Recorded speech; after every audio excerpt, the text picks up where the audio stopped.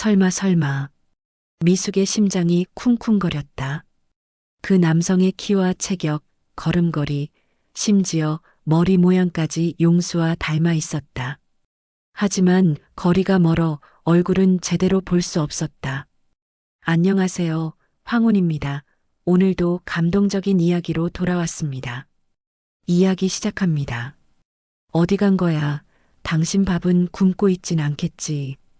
이미숙은 창가에 앉아 뒷산을 바라보며 혼잣말을 중얼거렸다. 5년이 흘렀지만 여전히 남편 박용수가 돌아올 것만 같았다. 매일 아침 일어나면 가장 먼저 하는 일이 산을 올려다보는 것이었다. 혹시나 하는 마음에 작은 점이라도 움직이는 게 보이면 눈을 비비며 자세히 들여다보곤 했다. 용수가 사라진 그날을 떠올리면 지금도 가슴이 먹먹해졌다. 평소처럼 저녁 산책을 나간다며 운동화 끈을 매던 남편의 모습이 마지막이었다. 금방 올게, 밥 차려놔. 그렇게 말하고 나간 그가 지금까지 돌아오지 않았다. 치매가 왔을 거야. 산에서 길을 잃었겠지. 마을 사람들은 입을 모아 그렇게 말했다. 경찰도 수색대도 나섰지만 흔적조차 찾을 수 없었다. 한 달이 지나고 석 달이 지나면서 사람들의 관심은 점점 줄어들었다. 하지만 미숙만은 포기할 수 없었다. 실종 신고만 해놓고 그냥 죽은 사람 취급하라고? 딸 소영이 서울에서 내려와 어머니를 달래려 했지만 미숙의 마음은 돌같이 굳었다. 아직 시체도 못 찾았는데 무슨 소리야. 어디선가 살아있을 거야. 미숙은 매일 같은 시간에 산 아래로 나가 남편의 이름을 불러댔다. 용수야, 박용수, 밥 먹으러 들어와. 메아리만 돌아올 뿐이었지만 그녀는 멈추지 않았다. 마을 사람들이 뒤에서 수군거리는 소리가 들렸다. 저러다 미숙이도 이상해지겠어. 하지만 상관없었다. 남편을 부르는 것만이 그녀가 할 수 있는 유일한 일이었다. 71세의 나이에 혼자 사는 것은 쉽지 않았다. 용수가 해주던 모든 일을 혼자 해야 했다. 정글을 갈아 끼우고 막힌 하수구를 뚫고 겨울에는 연탄을 날라야 했다. 손바닥에 물집이 잡히고 허리가 아파도 참았다. 용수가 돌아왔을 때 집이 엉망이면 안 된다는 생각뿐이었다. 엄마, 서울로 올라와서 같이 살자. 소영이 몇 번이나 제안했지만 미숙은 고개를 저었다. 여기서 기다려야 해. 용수가 돌아오면 나를 못 찾잖아. 밤이 되면 더욱 외로웠다. 40년 넘게 함께 잠들던 침대에 혼자 누워 있으면 남편의 체온이 그리웠다. 코 고는 소리가 시끄럽다고 투덜댔던 것들이 모두 그리워졌다. 가끔 꿈에서 용수를 만나면 왜 이제 왔어? 얼마나 기다렸는데? 하며 울음을 터뜨렸다. 꿈에서 깨어나면 베개가 눈물로 젖어 있었다. 태순이가 왜 이걸? 이건 당신 거랑 똑같잖아. 어느 봄날 아침 미숙은 평소처럼 대문을 열고 나서다가 발걸음을 멈췄다. 옆집에서 키우는 대형 믹스견 태순이가 뭔가를 입에 물고 있었다. 처음에는 또 어디선가 나뭇가지를 물고 온 줄 알았는데 자세히 보니 그게 아니었다. 태순이야, 그게 뭐야? 미숙이 다가가자 태순이는 꼬리를 흔들며 반겼다. 그 입에서 떨어진 것은 다름 아닌 남성용 구두 한 짝이었다. 낡고 해진 갈색 가죽 구두에는 흙과 이끼가 묻어 있었다. 미숙의 손이 떨렸다. 구두를 집어들고 뒤집어 보니 익숙한 브랜드 로고가 보였다. 용수가 즐겨 신던 바로 그 브랜드였다. 같은 모델, 같은 색깔, 심지어 사이즈까지 270이었다. 이게 어떻게? 미숙은 주저앉듯 쪼그려 앉아 구두를 자세히 살펴봤다. 밑창에는 용수의 버릇처럼 다른 자국이 그대로 있었다. 왼발을 약간 끌며 걷는 버릇 때문에 생긴 특징적인 마모 흔적이었다. 의심할 여지가 없었다. 이것은 분명 용수의 구두였다. 태순아, 이걸 어디서 가져온 거야? 어디서? 태순이는 미숙의 절박한 목소리를 알아듣기라도 하는 듯 낑낑거리며 어디론가 가려고 했다.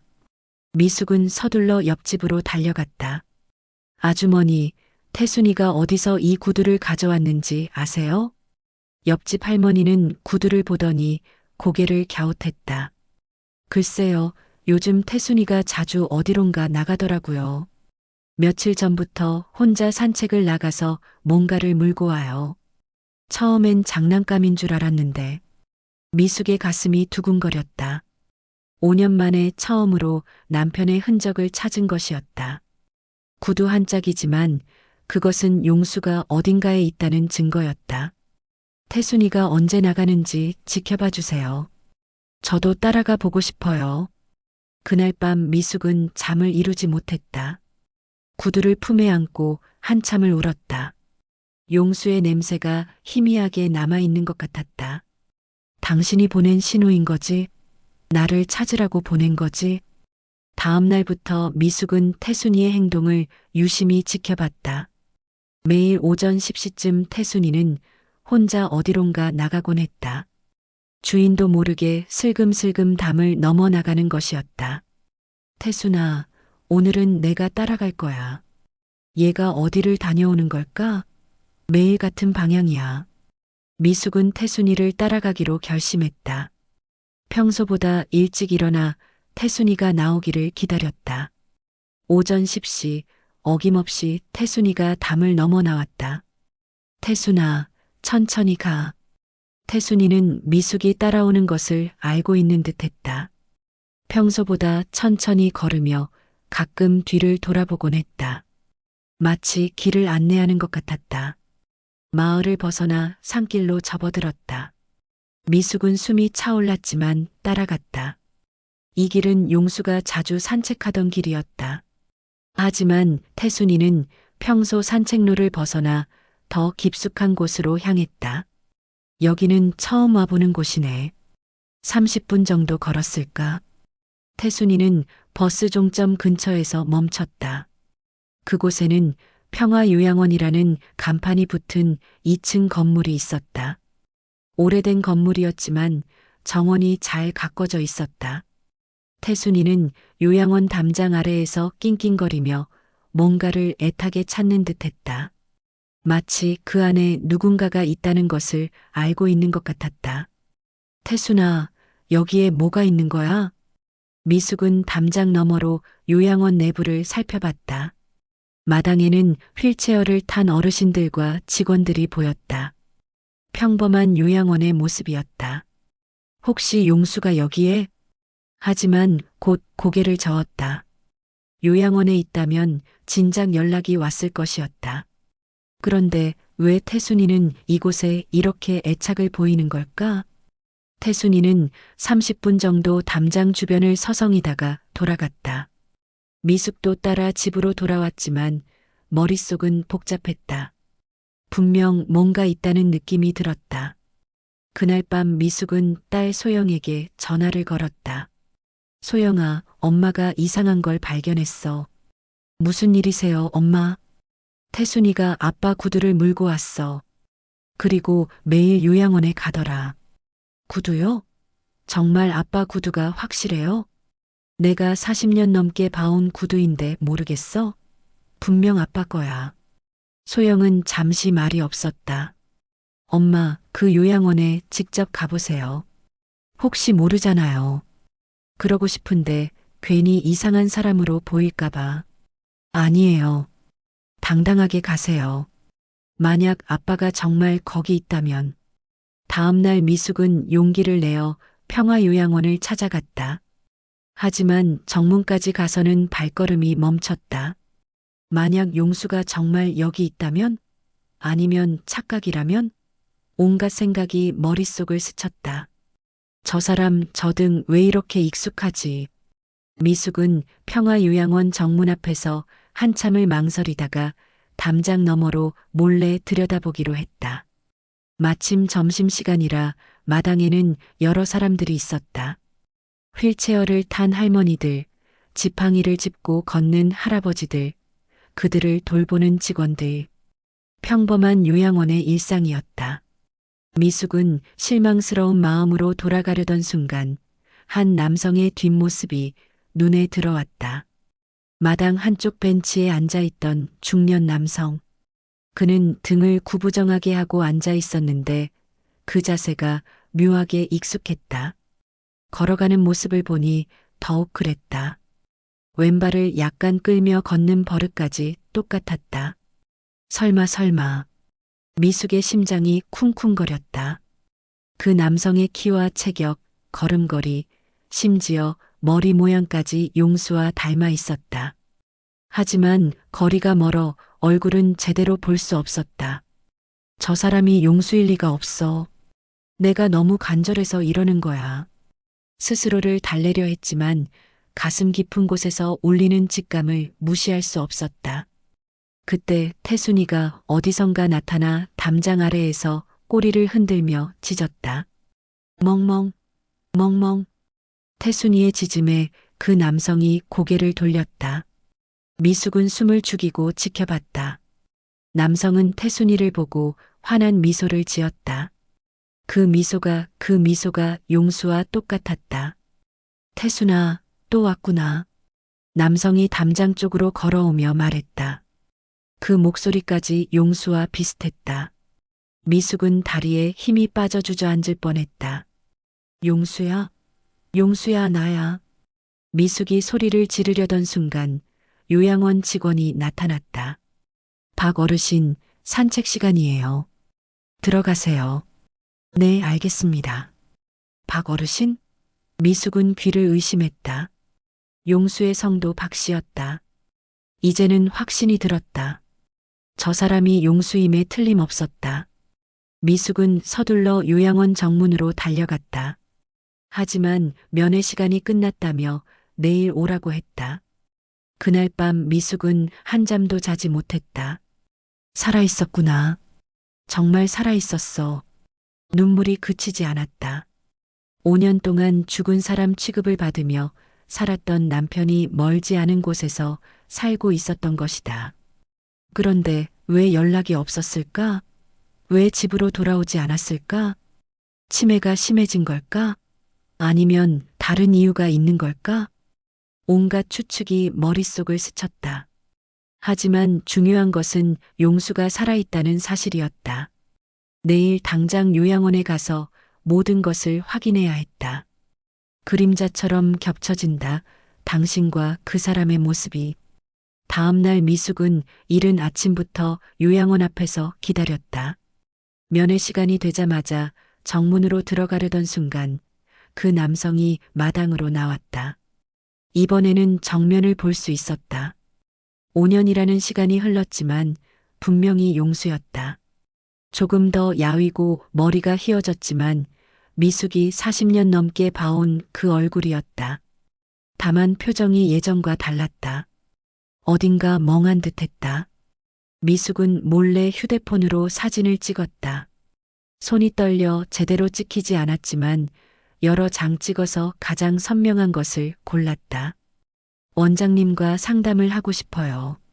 접수처에서 요양원 원장과의 면담을 신청했다. 박재만 원장은 60대 중반의 친절해 보이는 남성이었다.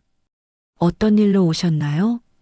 마당에 계신 박 어르신에 대해 문의하고 싶어요. 원장의 표정이 약간 경직됐다. 죄송하지만 이번 환자분들의 개인정보는 혹시 그분이 5년 전에 여기 오셨나요? 실종된 제 남편을 찾고 있거든요. 원장은 잠시 망설이더니 고개를 저었다. 그분은 외부 봉사자세요. 가끔 오셔서 어르신들과 시간을 보내시죠. 거짓말이었다. 미숙은 직감적으로 알 수 있었다. 원장의 눈빛이 흔들렸고 말투도 어색했다. 그럼 실례하겠습니다. 미숙은 일단 물러났다. 무리하게 들이댔다가는 오히려 용수를 보지 못할 수도 있었다. 우선 확실한 증거를 만들어야 했다. 집으로 돌아온 미숙은 서둘러 딸 소영에게 전화를 걸었다. 소영아, 아빠 찾았어. 정말요? 확실해요? 확실해. 사진도 찍어왔어. 지금 보낼게. 미숙은 서툰 손놀림으로 사진을 보냈다. 잠시 후 소영에게서 전화가 왔다. 엄마, 이거 정말 아빠 같아요. 얼굴 인식 앱으로 확인해 봤는데 아빠와 95% 일치해요. 그럼 정말 맞는 거네. 네, 맞는 것 같아요. 그런데 왜 요양원에 있을까요? 그리고 왜 연락을 안 했을까요? 아마 기억을 못하는 것 같아. 표정이 예전과 달라. 소영은 잠시 침묵하더니 말했다. 엄마, 제가 내일 내려갈게요. 같이 요양원에 가서 정확히 확인해 봐요. 그래, 그러자. 혼자서는 어떻게 해야 할지 모르겠어. 그날 밤 미숙은 용수의 사진을 보며 밤을 새웠다. 휴대폰 사진과 5년 전 찍었던 용수의 사진을 번갈아 보며 비교했다. 분명히 같은 사람이었다. 왜 나를 기억하지 못하는 거야? 40년을 같이 살았는데. 하지만 중요한 것은 살아있다는 사실이었다. 기억은 천천히 되찾으면 되었다. 미숙은 처음으로 희망을 가졌다. 여보, 나야. 미숙이야. 당신 기억나? 소영이 서울에서 내려왔다. 모녀는 함께 평화요양원을 찾았다. 이번에는 정식으로 면담을 신청했다. 원장님, 저희가 5년 전부터 찾고 있는 가족입니다. 박용수라는 이름의 70세 남성이요. 박재만 원장은 소영이 가져온 용수의 신분증 사본과 가족 사진들을 유심히 살펴봤다. 그리고 깊은 한숨을 내쉬었다. 사실은 저희도 그분의 신원을 찾고 있었습니다. 무슨 말씀이세요? 5년 전 근처 산에서 의식을 잃고 쓰러져 있던 분을 발견했어요. 신분증도 없고 기억상실 증세가 심해서 신원을 확인할 수 없었습니다. 미숙의 눈에서 눈물이 흘러내렸다. 그럼 정말 우리 용수가 맞나요? 네, 맞는 것 같습니다. 하지만 원장이 말끝을 흐렸다. 하지만 뭐요? 기억상실이 심각해요. 자신의 이름도 어디서 살았는지도 전혀 기억하지 못합니다. 때로는 며칠 전 일도 잊어버리시죠. 소영이 물었다. 치료는 받고 계신가요? 물론입니다. 하지만 뇌에 손상이 있어서 완전한 회복은 어려울 것 같습니다. 다만 최근 들어 조금씩 나아지고 있어요. 미숙은 더 이상 참을 수 없었다. 지금 만날 수 있나요? 원장은 고개를 끄덕였다. 천천히 접근하세요. 갑작스러운 충격은 좋지 않습니다. 마당에서 용수를 만났다.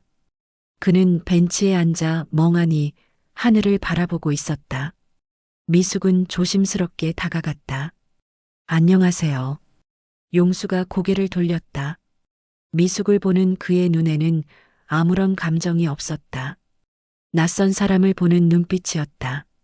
안녕하세요. 누구시죠? 미숙의 가슴이 찢어지는 것 같았다. 40년을 함께 살았던 남편이 자신을 알아보지 못하다니. 저는 미숙이에요. 당신의 아내 미숙이. 용수는 고개를 갸웃하더니 웃었다. 아내요? 저에게 아내가 있었나요? 네, 있어요. 바로 제가 당신의 아내예요. 40년 동안 함께 살았어요. 하지만 용수의 표정에는 여전히 당혹감만 가득했다. 미숙은 가져온 사진을 보여줬다. 이거 보세요. 우리 결혼 사진이에요. 그리고 이건 딸 소영이 어렸을 때 찍은 가족 사진이고요.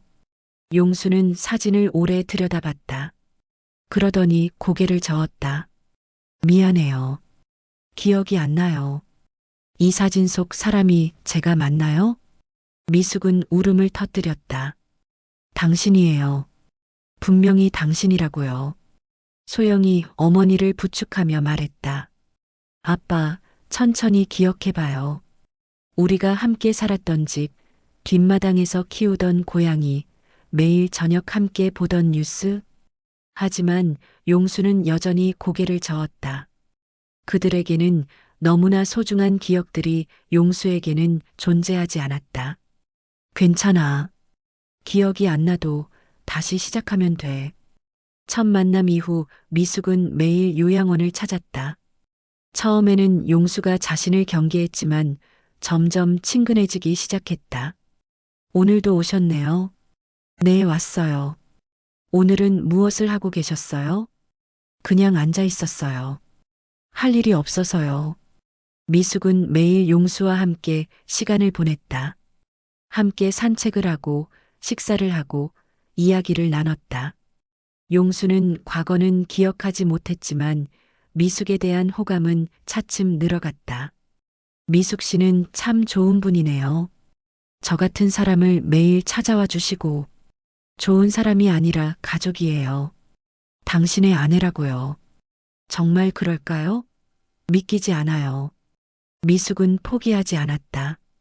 용수가 좋아했던 음식을 해서 가져가고 함께 찍었던 사진들을 보여주며 이야기를 들려줬다. 여기가 우리가 신혼여행 갔던 부산 해운대예요. 당신이 파도에 휩쓸려서 혼났죠. 제가 그랬나요? 네, 그랬어요. 그때 저는 정말 무서웠어요. 당신을 잃을까봐. 용수는 사진을 오래 들여다보며 고개를 끄덕였다. 왠지 친근한 느낌이 들어요. 한 달이 지나자 변화가 일어났다. 용수가 미숙을 보면 환한 미소를 지었다.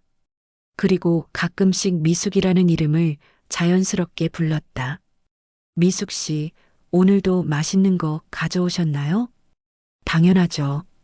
당신이 좋아하는 된장찌개 끓여왔어요. 정말 맛있어요. 어떻게 제 취향을 이렇게 잘 아세요? 40년 동안 해줬으니까요. 그날 오후 태순이가 요양원에 나타났다.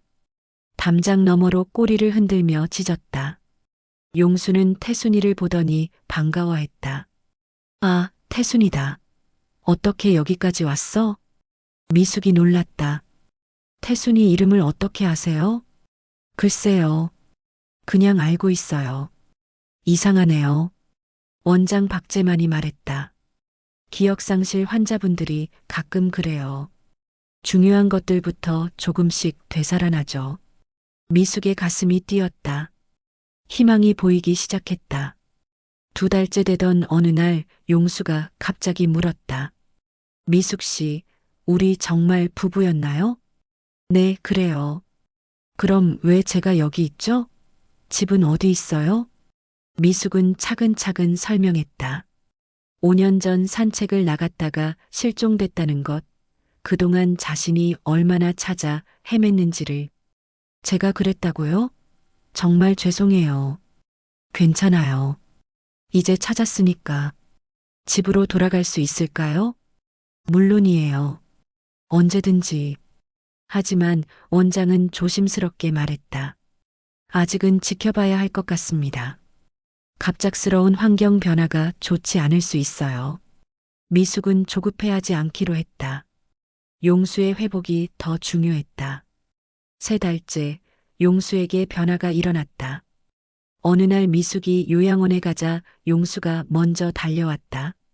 미숙, 미숙아. 네, 왜요? 꿈을 꿨어요. 우리가 함께 사는 꿈을. 작은 집에서 고양이를 키우고 매일 저녁 함께 뉴스를 보는 꿈이었어요. 미숙의 눈에 눈물이 글썽했다. 꿈이 아니에요. 그게 우리의 일상이었어요. 정말요? 정말이에요. 그날부터 용수의 기억은 조금씩 돌아오기 시작했다. 완전하지는 않았지만 미숙에 대한 감정만큼은 확실해졌다. 미숙아, 고마워. 뭐가 고마워요? 나를 포기하지 않아줘서, 계속 찾아와줘서. 미숙은 용수의 손을 꼭 잡았다. 당연한 일이에요. 당신은 제 남편이니까. 나 다시 돌아온 거야, 미숙이야. 4개월이 지난 어느 봄날, 용수가 퇴원을 했다. 기억은 완전히 돌아오지 않았지만 일상생활에는 지장이 없을 정도로 회복됐다. 정말 집에 가는 거예요? 네, 집에 가요. 우리 집으로. 5년 만에 집으로 돌아온 용수는 모든 것을 신기해했다. 이 집이 우리 집이에요? 네, 40년 동안 살았던 우리 집이에요. 용수는 집안을 천천히 둘러봤다. 거실, 안방, 부엌을 하나하나 살펴보며 무언가를 떠올리려 애썼다. 이 사진은 뭐예요? 우리 결혼 사진이에요. 45년 전에 찍은 거예요. 저 젊은 사람이 저예요? 네, 당신이에요. 정말 잘생겼죠? 용수는 웃었다. 예전에 그 환한 미소였다. 저녁 식사를 함께하며 미숙이 말했다. 용수야, 5년 동안 얼마나 기다렸는지 몰라. 미안해, 미숙아. 기억은 잘 안 나지만 마음으로는 알겠어. 내가 얼마나 소중한 사람을 두고 왔는지. 이제 괜찮아. 다시 함께 있으니까. 그날 밤 두 사람은 오랜만에 함께 잠자리에 들었다. 용수가 조심스럽게 물었다. 내가 여기서 자도 돼? 당연하죠. 여기가 당신 자리예요. 고마워, 미숙아. 뭐가 고마워요? 사랑해줘서. 미숙은 눈물을 흘렸다. 비록 기억은 잃었지만 용수의 마음은 그대로였다. 며칠 후 태순이가 집에 놀러 왔다. 용수는 태순이를 보자마자 반가워했다. 태순아, 너 덕분에 우리가 만났구나. 태순이는 꼬리를 흔들며 용수 주위를 맴돌았다. 마치 자신의 임무를 완수했다는 듯 했다. 태순이가 우리를 이어준 거네요. 그러게. 고마운 녀석이야. 용수는 매일 조금씩 기억을 되찾아갔다. 완전하지는 않았지만 중요한 것들은 돌아왔다. 미숙의 이름, 딸 소영의 얼굴, 함께 살았던 추억들. 한 달 후 용수가 갑자기 말했다. 미숙아, 우리 결혼 기념일이 언제였지? 5월 15일이에요. 왜요? 기억났어. 그날 비가 왔는데도 너무 행복했던 기억이. 미숙은 깜짝 놀랐다. 정말 기억나요? 어렴풋이요. 하지만 분명해요. 결혼기념일이 다가왔다. 소영이 서울에서 내려와 함께 축하했다. 아빠, 정말 다행이에요. 그러게. 딸 소영이지? 어렸을 때 업어달라고 조르던. 기억하세요? 조금씩 돌아오고 있어. 가족이 다시 모였다. 비록 완전하지는 않았지만 따뜻한 집에서 함께하는 시간이 소중했다. 저녁에 용수와 미숙은 마을을 산책했다. 5년 전 용수가 사라졌던 그 길이었다. 무서워요? 아니야. 이제 너와 함께니까. 혹시 또 길을 잃으면 어떡해요? 그럼 태순이가 또 찾아주겠지. 두 사람은 웃으며 손을 꼭 잡고 걸었다. 마을 사람들이 반가워했다. 용수 씨, 정말 다행이에요. 고생 많으셨어요, 미숙 씨. 집으로 돌아가는 길에 용수가 말했다. 미숙아, 나 다시 돌아온 거 맞지? 네, 맞아요. 5년 전 멈춘 시간이 다시 흐르는 것 같아. 저도 그래요. 그날 밤 미숙은 창가에 앉아 뒷산을 바라봤다. 5년 동안 매일 용수를 찾아 부르던 그 산이었다. 이제는 원망스럽지 않았다. 그 산이 용수를 다시 돌려준 것 같았다. 고마워. 산을 향해 중얼거렸다. 바람이 불어와 미숙의 머리카락을 흔들었다. 마치 대답하는 것 같았다. 침실로 돌아가니 용수가 자고 있었다. 평온한 얼굴이었다. 미숙은 조용히 옆에 누웠다. 당신 사랑해요. 잠든 용수에게 속삭였다. 용수는 잠결에 미숙의 손을 꼭 잡았다. 나도 사랑해, 미숙아. 잠꼬대였을지도 모르지만 미숙에게는 세상에서 가장 달콤한 말이었다. 다음 날 아침 용수가 먼저 일어나 아침 식사를 준비했다. 미숙아, 일어나. 아침 해놨어. 정말요? 언제 했어요? 새벽에 깼는데 뭔가 해주고 싶어서. 식탁에는 간단하지만 정성스럽게 차린 아침상이 있었다. 맛있어요. 예전처럼 요리 솜씨가 좋네요. 손이 기억하나 봐. 두 사람은 마주 앉아 아침을 먹었다. 평범한 일상이었지만 5년 만에 되찾은 소중한 시간이었다. 식사 후 용수가 말했다. 미수가, 우리 매일 함께 산책하자. 좋아요. 그리고 태순이에게 간식도 사다 주고. 그것도 좋아요. 앞으로 절대 혼자 나가지 않을게. 약속해. 고마워요. 용수는 미숙의 손을 잡고 말했다. 미숙아, 비록 기억은 조금씩 돌아오고 있지만 한 가지는 확실해. 뭐요? 널 사랑한다는 것. 그건 기억이 없어도 마음이 알고 있어. 미숙은 눈물을 글썽이며 고개를 끄덕였다. 저도 당신을 사랑해요. 영원히. 창밖으로 따뜻한 봄볕이 들어왔다. 긴 겨울이 끝나고 봄이 다시 찾아온 것이었다. 미숙과 용수에게도 새로운 봄이 시작되었다. 5년 전 멈춘 시간이 다시 흐르기 시작했다. 완전하지는 않았지만 그들만의 방식으로, 그들만의 속도로. 사랑하는 사람과 함께라면 그것만으로도 충분했다. 태순이가 마당에서 짖었다. 마치 축하한다는 듯이. 태순아, 고마워.